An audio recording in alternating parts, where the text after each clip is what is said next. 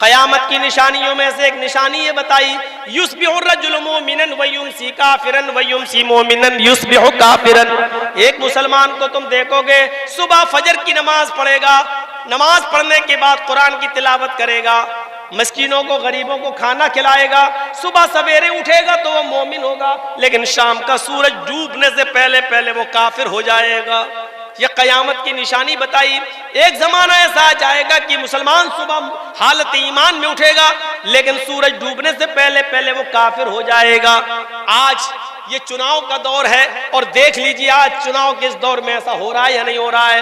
एक बेचारा मुस्लिम कैंडिडेट सुबह उठता है, फजर की नमाज पढ़ने जाता है, कुरान की तिलावत भी करता है, गरीबों की मदद भी करता है, ज़ुहर भी पढ़ता है, लेकिन उसको मालूम है कि हमें हिंदू लोगों का भी वोट लेना है, हिंदू भाइयों का भी वोट चाहिए। हिंदुओं को खुश करने के लिए वो उनके मंदिर में चला जाता है, वहां जाकर टीका भी लगा लेता है और मूर्ति पे जाके वो हार भी चढ़ा देता है, इसलिए कि ऐसा करने से हमें हिंदू भाइयों का वोट मिल जाएगा।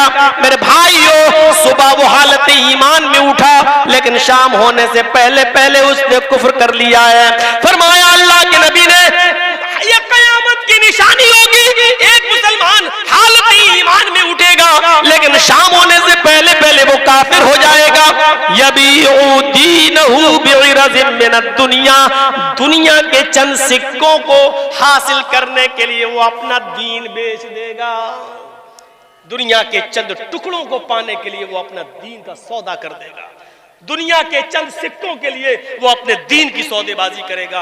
अपने मुआशरे और समाज पर ऐसे मुस्लिम कैंडिडेटों पर नजर रखो जो गैर मुस्लिमों का वोट पाने के लिए टीका भी लगा रहे हैं और मूर्तियों पर हार भी चढ़ा रहे हैं। और दलील क्या देते हैं? अरे हिंदू भाई भी तो कैंडिडेट है, वो भी तो रोजा रख लेता है या इफ्तार पार्टी में आ जाता है, वो भी तो टोपी लगा लेता है, हमें क्या मतलब है?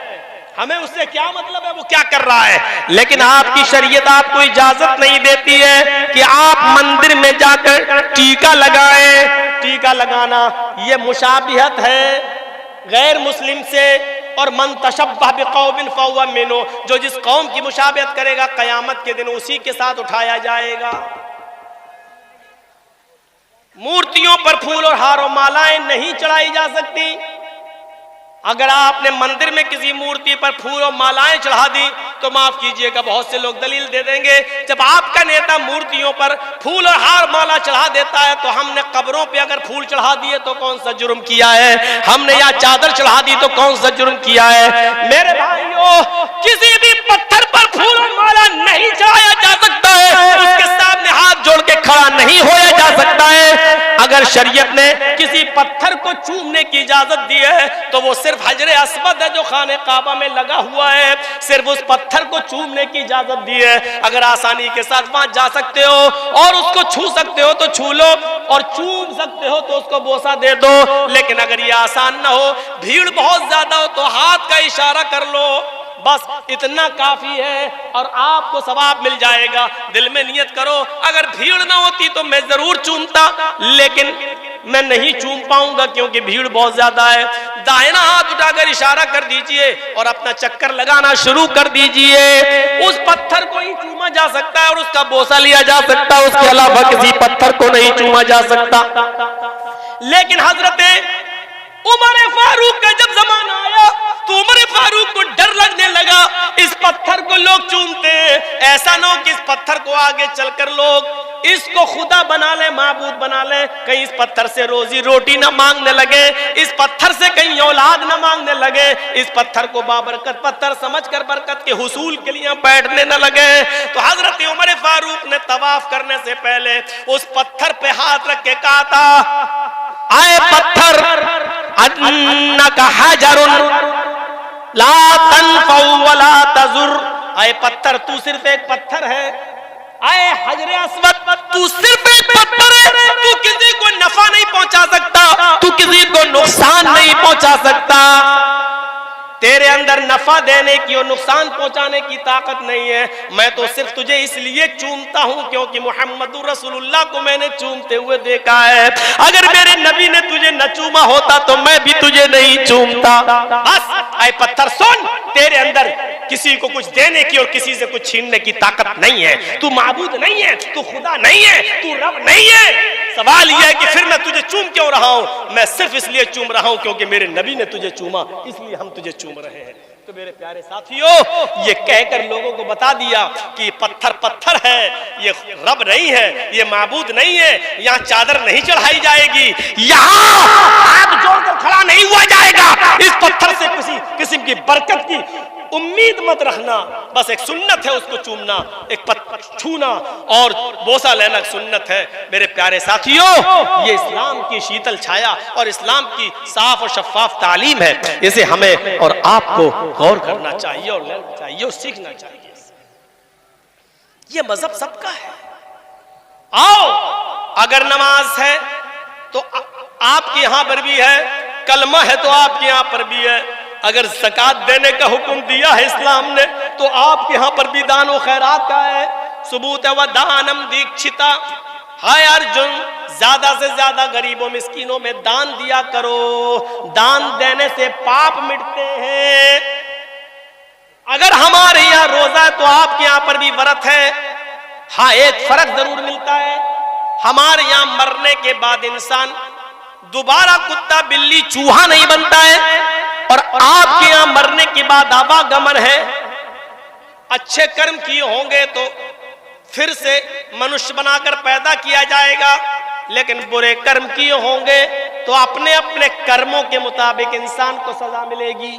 मनुस्मृति पढ़िए, एक एक गुनाह की सजा लिखी हुई है। 2-3 सजाएं मुझे याद है।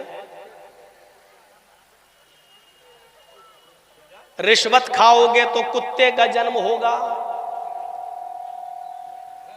जुआ खेलोगे तो भैंस का जन्म होगा, किसी लड़की पर गलत नजर डालोगे तो तुम्हें अगला जन्म लड़की का होगा, चोरी करोगे तो अगले जन्म में बिल्ली बनाए जाओगे। ये हमें याद है मनुस्मृति के, वरना उसमें बहुत कुछ लिखा हुआ। ये करोगे तो आलू बनोगे, ये करोगे तो गोभी बनोगे, ये करोगे तो बैगन बनोगे, ये करोगे तो फूल गोभी बनोगे, ये करोगे तो यहां तक कि हरा धनिया हरा मिर्चा, ये करोगे तो ये बनोगे। पूरी एक लिस्ट है, दाल चावल तक की लिस्ट है। ये करोगे तो दाल बनोगे, ये करोगे तो चावल बनोगे, ये करोगे तो मतलब सबकी एक लिस्ट है। यानी ये सारी सब्जियां जो आप देख रहे हो ये पाप के नतीजे में मिल रही हैं हमें और आपको। ये सब पहले इंसान थी, इन्होंने वो जुर्म किए थे तब दाल बनाए गए। हम जो खा रहे हैं वो इंसानों को खा रहे हैं। पूरी एक लिस्ट है। एक बार मैं पढ़ रहा था मनुस्मृति, तो उसमें देखा तो मैं सोचने लगा, या अल्लाह, इसमें लिखा है कि जुआ खेलोगे तो भैंस का जन्म होगा। तो दुनिया में जितनी भैंसें हैं इसका मतलब ये पहले सब इंसान रही होंगी। इन्होंने जुआ खेला होगा तो इनको भैंस का जन्म हुआ है। इसका मतलब यह है कि दुनिया में अगर कोई आदमी जुआ ना खेले तो भैंस का जन्म ही नहीं होगा, और जब भैंस नहीं होगी तो दूध भी नहीं मिलेगा, और दूध नहीं होगा तो दही, मट्ठा, घी, छाछ, पनीर, दूध से बनने वाली सारी नेमतें हमें कुछ नहीं मिलेंगी। यानी ये सारी नेमतें खाना है, तो इसका मतलब यह है कि जुआ खेलो। एक पंडित से मैंने कहा, लोकल पंडित से, कहने लगा चुप रहो मौलाना साहब, हम इतने बड़े पंडित नहीं, हमारे किसी बड़े पंडित से पूछो। हम लोग तो बस ऐसी दान कन्या कर लेते हैं, कुछ हमें गुरु दक्षिणा मिल जाती है, हम क्या जाने ये सब। लोकल पंडित था, नहीं बता पाया। क्लियर लिखा है जुआ खेलोगे तो भैंस का जन्म होगा। अब बताइए तो आप, ये सारी नियामतें हमें जुआ खेलने के नतीजे में मिल रही हैं। इससे भी बड़ी बात, चोरी करोगे तो बिल्ली का जन्म होगा। अरे हमने दुनिया में चोरी की, पुलिस ने हमें पकड़ा, जेल में डाल दिया। पुलिस की जेल फिर भी अच्छी है, जब तक हम जेल में है दूसरे की चोरी तो नहीं कर रहे हैं, कम से कम इलाका सुरक्षित तो है। लेकिन अल्लाह अगर चोर को बिल्ली बना दे तो मोहल्ला सुरक्षित कहाँ है? जब इंसान थे तो माल चुराते थे, रुपया चुराते थे, सोना चुराते थे, चांदी चुराते थे। लेकिन अल्लाह ने चोर को बिल्ली बना दिया। तो अब सोना चांदी नहीं चुरा रहे हैं, किसी का कबूतर चुरा रहे हैं, किसी की मुर्गी फाड़ रहे हैं, खा रहे हैं, कुछ ना कुछ अभी भी कर रहे हैं। तो इसका मतलब यह है कि पुलिस की जेल फिर भी मजबूत है। अल्लाह ने जो सजा देकर बिल्ली बनाया वो कमजोर है, क्योंकि चोरी तो अभी भी नहीं रुकी है। रिश्वत खाओगे तो कुत्ते का जन्म होगा, ये बड़ी अजीब बात है। जब मैं रास्ते में किसी कुत्ते को देखता हूं तो सोचता हूं पता नहीं ये किस पुलिस वाले, नाम ना लो, हालात खराब हो जाएंगे, सोचता हूं कि ये किस लुटेरे का वो होगा। ये जो कुत्ते हैं, ये लोकल कुत्ते हैं, ये 100-200 रुपए लेकर ट्रक छोड़ने वाले, कम हल्की फुल्की रिश्वत। और एक कुत्ता वो होता है जो 20-22 साल की खूबसूरत लड़की, लवली, स्वीटी, प्रीति, ट्विंकल, कॉलेज में पढ़ने वाली लड़कियां, 40-50 हजार का कुत्ता नहला धुला कर और मुंह से मुंह लगा करके तो गाड़ी में बिठाती हैं और लेके एसी गाड़ियों में चलती हैं। मैं सोचता हूं ये किसी बड़े वीआईपी लीडर, किसी नेता का जन्म हुआ होगा। कभी कभी हम सोचते हैं यूपी और दिल्ली चलाने वाले लोगों को, ये जुल्म बेचारे कर रहे हैं, कर लें, लेकिन मरने के बाद इनको क्या बनाया जाएगा। ऐसा न हो कि ऐसा बकरा बन जाएं जो हम ही लोगों के किसी हिस्से में आ जाए। कहीं देसी मुर्गा बन गए तो पता नहीं किस मौलवी के पेट में जाएंगे। मौलवियों का सबसे बेहतरीन गिजा देसी मुर्गा ही होता है। बाकायदा मांगते हैं जलसे में, देसी मुर्गा है तो आएंगे। मैं उस मौलवी को जानता हूं जिसने तकरीर की डेट देने से पहले कहा था कि हमें मंगोर मछली, देसी मुर्गा, फ्राई चाहिए। नाम नहीं लूंगा वरना आप लोग हंसेंगे। मैं सोचता हूं कि ये लोग दुनिया में बेचारे कर रहे हैं, करें, लेकिन आखिर इनको इनके धर्म के मुताबिक कौन सा जन्म होगा, क्या होगा। अगर हमें पता चल जाए कि ये वही आदमी है जिसका जन्म ये हुआ, तो हम तो उसको काटे ही नहीं, उसको रखे रहें, खिलाएं और पिलाएं और रोजाना उससे बात करें। साहब अब पता चला तुम्हें, तिल तिल जाता है। लिखा है कि चोरी करोगे तो, रिश्वत खाओगे तो कुत्ते का जन्म होगा। और आखिर में एक सजा और जो हमें मालूम है, लड़की को देखोगे तो अगला जन्म लड़की का होगा। दुनिया में जितनी लड़कियां जलसे में आई है ना, जलसे में ना दिखे लेकिन बाहर बाजार लगा हुआ वहां देख लो। अभी हम आ रहे थे, जो लेके आए, मंजर पता चल जाता है। ऐसा लग रहा था जैसे एक कुतिया के पीछे 10-10 कुत्ते लगे। हमने कह दिया जो कहना था, बुलाओ या ना बुलाओ, हम बहुत आजाद ख्याल के आदमी हैं।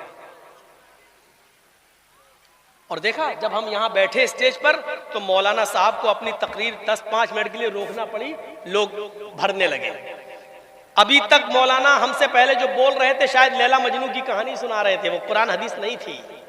कुरान हदीस तो मौलाना जर्जी सुनाने आए। जर्जी साहब आए, मजमा भर गया। नहीं थे तब तक कहां थे सब मालूम है। कुतियां घूम रही थी, कुत्ते पीछा कर रहे थे। जाओ, कह दिया हमने, तुम्हें जो बुरा लगता है लगता रहे, मेरे बाप का कुछ नहीं जाना।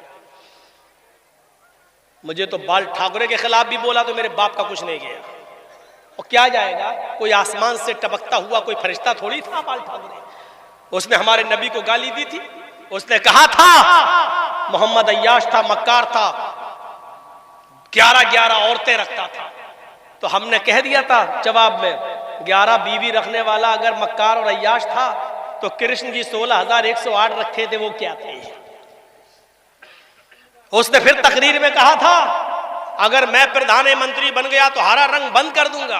हरा रंग मुसलमानों का रंग है, इस्लामी रंग है। मैं हरा रंग बंद कर दूंगा, हर जगह लाल रंग के झंडे को, केसरिया रंग के झंडे को लागू कर दूंगा। मैंने उसके जवाब में कहा था, ठाकुर जी लाल रंग से इतना प्यार, हरे रंग से इतनी नफरत, ये नफरत करना छोड़ दो, क्योंकि हरे रंग की सब्जियां खा खा कर तुम जिंदा हो, लाल रंग की चीज तुम्हें नसीब नहीं होती है। सिर्फ टमाटर खाते हो बस, और गाजर और चुकंदर, कितना खाओगे? लाल रंग की चीज वो है जो हमारे बिहार और बंगाल में खाई जाती है। हमने कहा वो खाना शुरू, मैं तो नाम लिया था, यहां नाम नहीं लूंगा, मुझे डर लगता है यहां नाम ले लूं तो कहीं यूपी के होने वाले चुनाव में मीडिया वाले उसी चीज को उछालें और बीजेपी को फायदा ना पहुंचाएं। वैसे बीजेपी को हम मुसलमानों में बहुत से लोग मिल गए हैं फायदा पहुंचाने के लिए, संतुष्टि के साथ वो बैठी हुई है कि हम तो जीत रहे हैं, हम तो निकल रहे हैं, क्योंकि हमारा काम तो मुसलमान ही लोग कर रहे हैं। मैंने इशारे में बहुत कुछ कह दिया है, बहुत ही मुआज़रत के साथ अगर किसी को बुरा लगा हो तो लगता रहे। मैं माफी नहीं मांगता हूं, जुर्म ही नहीं किया तो माफी क्यों मांगू? मैंने कोई गलती नहीं की बोलकर, इसलिए माफी मांगने का सवाल ही पैदा नहीं होता है। तुझे बुरा लगा है तो ये तेरी विचारधारा है, अपने विचारधारा को आगे बढ़ा और सोच और समझ, ये सोचने और समझने की चीज है। इत्मीनान के साथ बैठी हुई है बीजेपी कि हमारा काम तो हो रहा है। आपको एक राज की बात बताऊं, मेरे पास यूपी की कुर्सी संभालने वाला, उसका भेजा हुआ एक आदमी लखनऊ में मेरे पास आया और मुझसे कहता है, मौलाना साहब आप या तो बीजेपी का प्रचार करिए और ब्लैंक चेक ले लीजिए, जो चाहिए वो ले लो, खुलकर आइए बीजेपी में, हम स्वागत करेंगे, पूरे उत्तर प्रदेश का हम आपको अल्पसंख्यक का अध्यक्ष बना देंगे। मैंने कहा नहीं साहब, बीजेपी में हम नहीं जा सकते, बीजेपी में हम जाएंगे तो हमारी कब्र खुद जाएगी।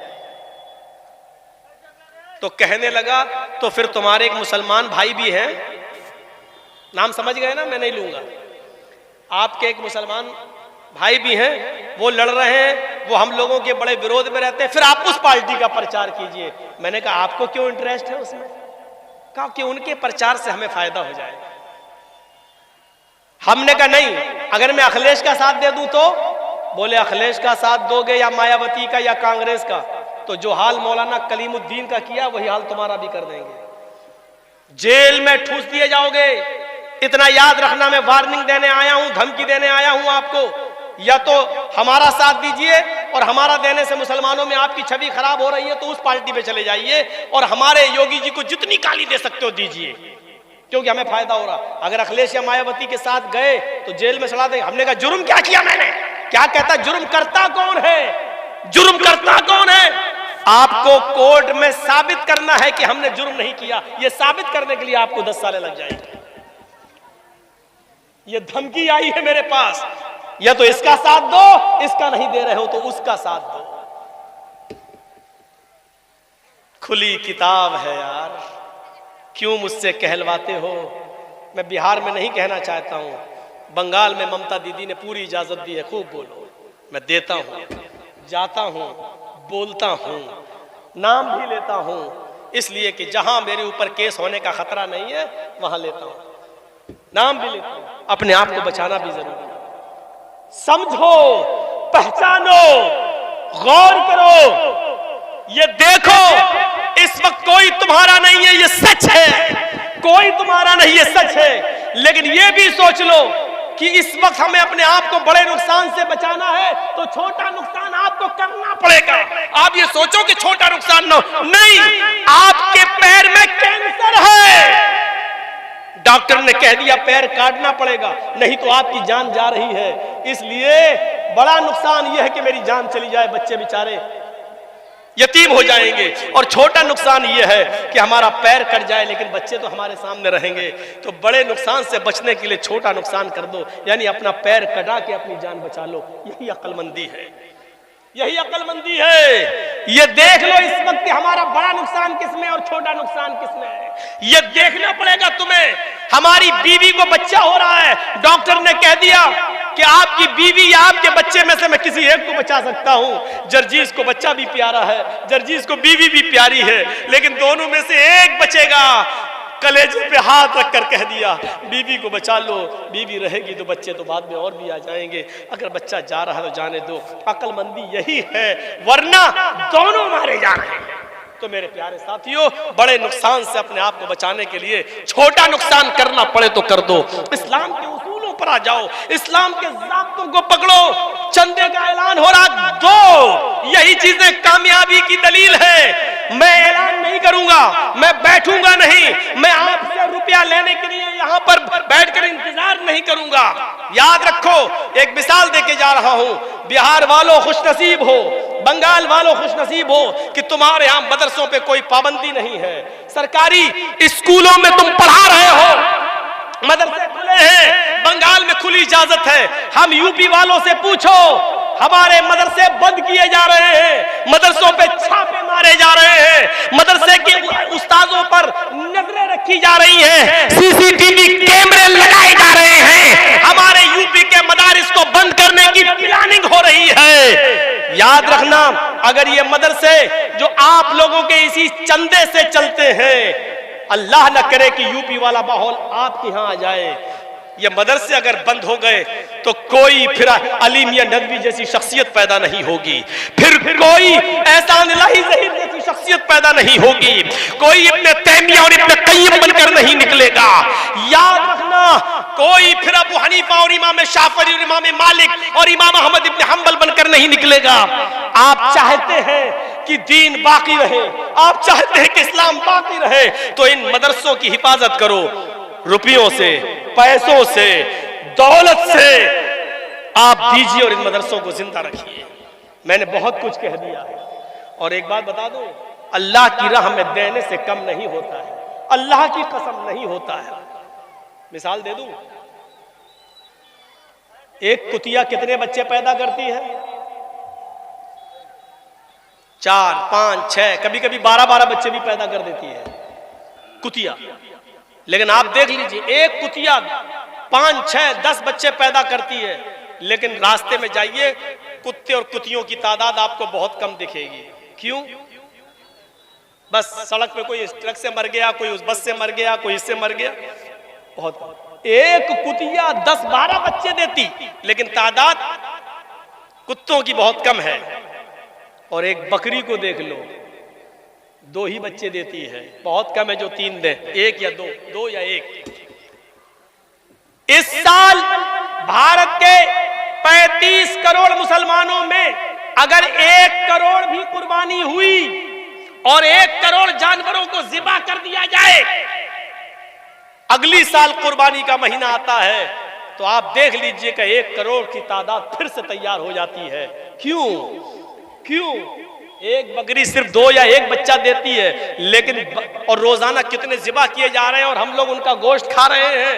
जरा तसव्वुर किया आपने, जो जानवर अल्लाह की राह में जितने ज़िबा किए जा रहे हैं, दूसरे साल उससे ज्यादा पैदा हो रहे हैं। सऊदिया में चले जाओ, 50-50 लाख हाजी लोग हज के मैदान में, और हर हाजी वहां अपनी तरफ से एक कुर्बानी तो देता ही देता है। 50 लाख हाजी का मतलब 50 लाख जानवर एक साल कुर्बान हुए, दूसरे साल 50 लाख फिर उसी सऊदिया की सरजमीन पर पहुंच गए। जो चीज अल्लाह की राह में जितना कटती है, जितना खर्च होती है, वो बढ़ती है। मेरे भाइयों, आप अल्लाह की राह में जितना दोगे बढ़ेगा, इजाफा होगा, आपके घरों में बरकत होगी, और जितना सैंत के रखोगे, बचाओगे, तो कभी आपके बच्चे की बीमारी में चला जाएगा, कभी किसी को कैंसर हो जाएगा, कभी किसी की किडनी खराब हो जाएगी, अल्लाह ताला कहीं ना कहीं वसूल कर लेगा। इतना याद रखिए, ये सदका और खैरात आने वाली बलाओं को टाल देती है, आने वाली बलाओं को दूर कर देती है। अल्लाह के नबी ने फरमाया, तकदीर में सारी चीज लिखी जा चुकी है, अगर तकदीर में लिखी हुई किसी मुसीबत को अगर तुम दूर करना चाहते हो तो तुम सदका और खैरात करो, क्योंकि सदका और खैरात आने वाली मुसीबतों पर रोक लगा देती है। मेरे भाइयों, दुनिया में यही सदका और खैरात कर जाइए, ताकि अगर हमारी मौत एक्सीडेंट से लिखी है तो सदका हमारे उस एक्सीडेंट को टाल दे। अब आप कहोगे कि तकदीर में तो सब लिखा है, हमारी मौत जब, तो तकदीर में यह भी लिखा होता है कि इस आदमी की मौत एक्सीडेंट से लिखी है, लेकिन 1 महीना पहले ये सदका और खैरात करेगा और हम इसकी मौत को टाल देंगे। ये भी तकदीर में लिखा हुआ है, ये भी तकदीर में लिखा हुआ है। मेरे भाइयों, इस्लाम के अंदर पूरे के पूरे दाखिल हो जाइए। एक मुसलमान दूसरे मुसलमान की इज्जत और आबरू को समझे। चलिए, 2:10 हो चुके हमारी घड़ी में। मेरे भाइयों, मैंने 10 मिनट फिर भी ज्यादा ले लिया है आपका, फिर भी आपको देखकर थोड़ा सा रहम आ गया है हमें। मैं चाहता हूं कि 10 मिनट और बैठ जाऊं आपके पास और इस बैठकर मैं इंतजार कर लूं। आपने जिस तरीके से चंदा करना चाहिए और होना चाहिए नहीं दिया। मेरी इन मिसालों के बाद, सदका और खैरात की बात कह देने के बाद, सदका और खैरात से माल बढ़ता है ये कह देने के बाद, चलिए मैं 10 मिनट का टाइम आपको और देता हूं और इसके बाद फिर मैं आपसे अपील करता हूं कि अब मेरे कम सुनने ही पर आज इक्तिफा कीजिए। जिंदगी रही तो फिर कभी बुलाइएगा और इंशाअल्लाह मैनेजमेंट और टाइम के मुताबिक।